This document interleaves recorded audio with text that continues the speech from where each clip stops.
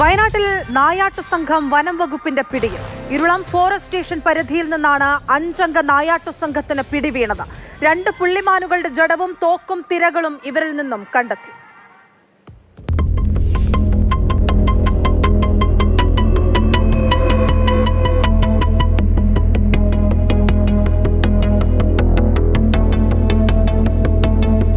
പുൽപ്പള്ളിക്കടുത്ത് ചീയമ്പം ചെറിയ കുരിശു ഭാഗത്തു നിന്നാണ് നായാട്ട് സംഘം വനംവകുപ്പിന്റെ വലയിലായത്.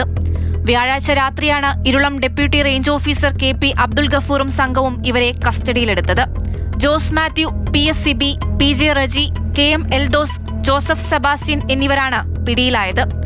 Chethalayam range officer MK Rajeev കുമാറിന് ലഭിച്ച രഹസ്യവിവരത്തെ തുടർന്ന് നടത്തിയ പരിശോധനയിലാണ് സംഘത്തെ അറസ്റ്റ് ചെയ്തത്.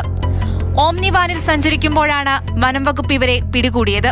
വേട്ടയാടിയ 2 പുള്ളിമാനുകളുടെ ജഡവും വാഹനത്തിലുണ്ടായിരുന്നു. പ്രതികളുടെ കയ്യിൽ നിന്ന് തോക്കും തിരകളും കണ്ടെടുത്തു. യാത്രയ്ക്കുപയോഗിച്ച ഓമ്നി വാനും വനംവകുപ്പ് കസ്റ്റഡിയിലെടുത്തു. സംഘവുമായി ബന്ധമുള്ളവരെക്കുറിച്ച് വിശദമായ അന്വേഷണം നടത്തിവരികയാണെന്നും വനംവകുപ്പ് അധികൃതർ അറിയിച്ചു.